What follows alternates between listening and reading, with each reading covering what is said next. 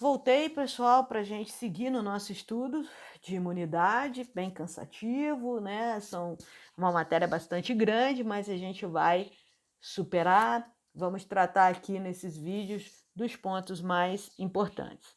Bom, agora nós vamos estudar a linha B, que é chamada imunidade religiosa, a imunidade concedida aos templos de qualquer culto. Bom, pessoal, por muito tempo persistiu um debate doutrinário sobre o alcance do termo templos de qualquer culto. Templos de qualquer culto. Templos. O que se referia a templos? Somente ao local onde eram realizados os cultos, as missas, as sessões espíritas? Somente aquele local físico, né? A igreja, o centro, o templo, seja lá o nome, o salão, o nome que desse?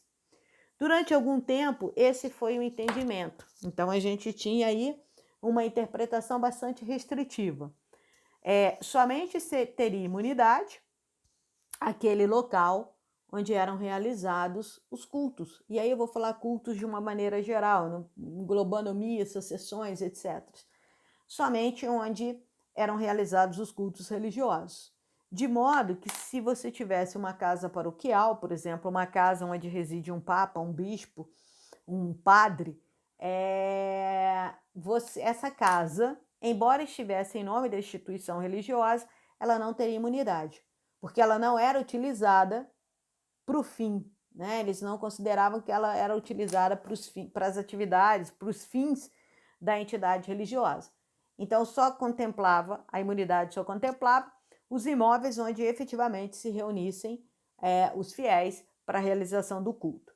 Depois isso foi superado, num segundo momento, houve uma interpretação aí sim ampliativa, dizendo, olha, além do local onde são realizados os cultos, todos os demais imóveis, em nome da instituição, que sejam utilizados para atividade fim, então quando você tem uma casa paroquial e um padre reside ali, de fato, aquela casa acaba sendo utilizada para atividade fim, porque aquele padre precisa morar naquela localidade para atender a comunidade, para realizar os cultos, as missas.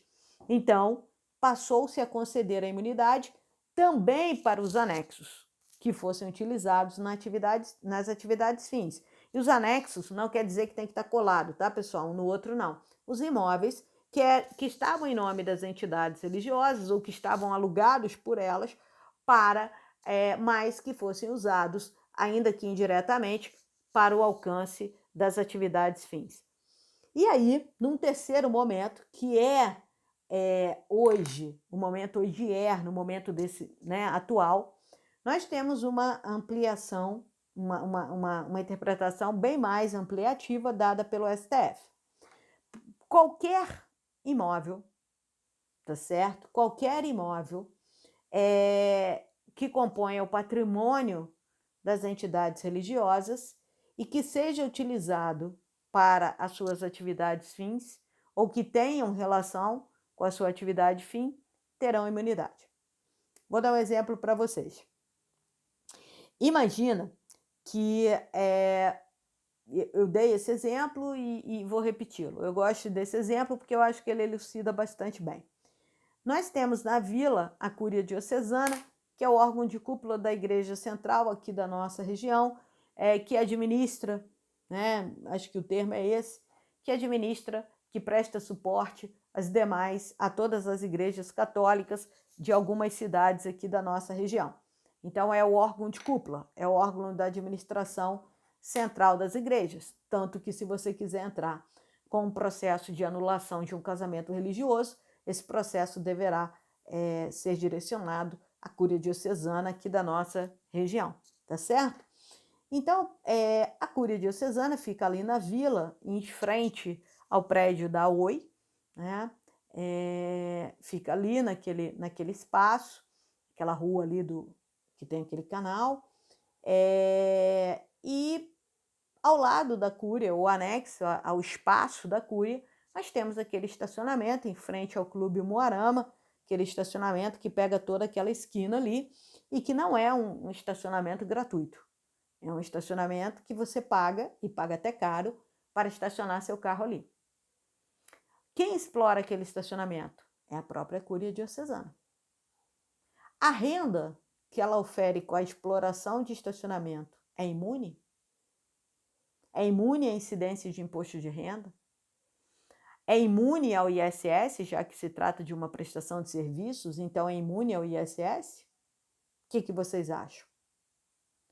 Bom, pessoal, o entendimento do STF é que sim, que essa renda auferida com a exploração de um estacionamento pela Cúria Diocesana, sim, ela será imune, ou seja, não incidirá imposto sobre renda, não incidirá ISS sobre o serviço prestado. Que serviço é esse? Serviço de estacionamento, de parqueamento de carros.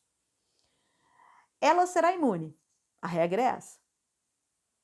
Mas só não será imune se a renda obtida pela Cúria Diocesana não for aplicada, tá certo? Não for utilizada para cumprimento das suas atividades fins. Agora, se a Cúria pega aquele dinheiro e paga os funcionários que trabalham lá, e paga aluguel da casa dos padres, paga o combustível do carro paroquial que faz serviços religiosos, paga a conta de luz, paga a conta de água, ou seja, ela utiliza integralmente essa verba para a realização das suas atividades fins, que a gente não deve entender só como a realização da missa, existem N outras atividades que são necessárias para que haja o funcionamento, né, da Igreja Católica, por exemplo, essa renda será imune, tá bom? Então, a imunidade concedida para as atividades, vamos dizer, as atividades econômicas, os serviços prestados por entidades religiosas, a gente vai ter que ver o quê?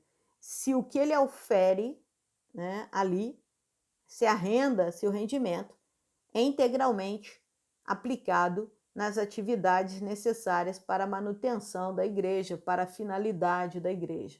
Se for, não há problema algum, pessoal, haverá imunidade.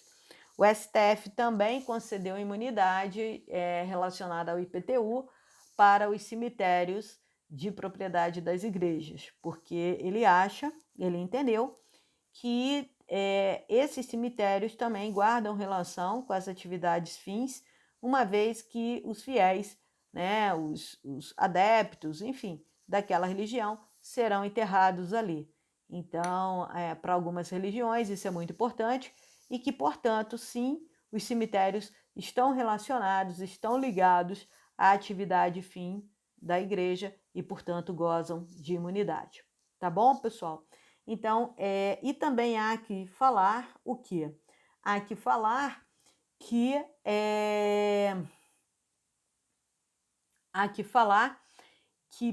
agora me fugiu mais uma informação importante para vocês sobre as igrejas.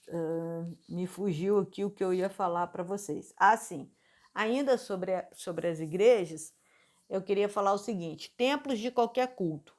Então, quando a gente fala de qualquer culto, a gente também tem uma interpretação ampliativa que contempla todas as formas de expressão de fé religiosa, seja espírita, budista, católica, protestante, umbandista, candomblé, qualquer uma.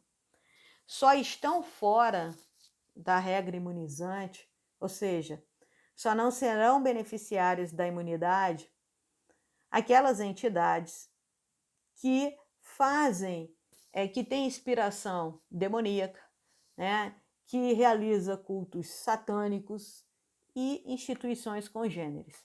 Isso é muito perigoso, né? É um conceito aberto, vai depender muito da interpretação de cada um. Por exemplo, existe uma certa rivalidade entre umbandistas e evangélicos. E para os evangélicos, os umbandistas fazem adoração ou fazem cultos satânicos, quando na verdade não tem nada disso. Então é uma questão muito aberta, né, que eu reputo perigosa. Mas é óbvio, a gente tem também aquelas cultos, aquelas coisas que vivem, né, magia negra, enfim, que realmente fazem rituais, adoração a Satanás, como a gente conhece, e que, portanto, não terão a imunidade tributária porque contrariam, né, a própria teologia do texto constitucional que faz menção a Deus. Então, se você tem uma religião que adora a Satanás, então isso contraria a teologia constitucional, que faz menção a Deus, inclusive lá no preâmbulo nós temos, né, a menção a Deus, e aí não teriam, não gozam da imunidade. E uma outra informação, pessoal, importante é sobre a maçonaria. O STF, em 2012, no julgamento do RE 562-351, depois eu até aconselho que vocês entrem no site do STF, procurem esses julgados. Eu não os coloquei aqui para que vocês não ficassem com uma apostila muito extensa, né, já que muitos optam por imprimi-la e gastaria um papel muito grande, talvez ficasse uma impressão muito cara e inviabilizasse. Então, eu trago o número dos REs e vocês têm isso. A hora que quiserem, a hora que precisarem, basta acessar a jurisprudência do STF, de modo que a gente não precisa imprimir, né? A gente pode ter uma atitude ecologicamente correta, consultar lá as emendas, enfim, dos referidos RE, no momento que a gente precisar achar oportuno lá no site do STF, beleza? Então, olha só, pessoal, o RS 562351 de 2012, no julgamento desse RE, o STF disse o seguinte, que as lojas maçom, a maçonaria, portanto, ela não goza de imunidade porque ela não é uma religião. Para o STF, segundo o entendimento do STF, elas não celebram cultos, então, não tem dogmas, não tem um credo, portanto, não são uma religião.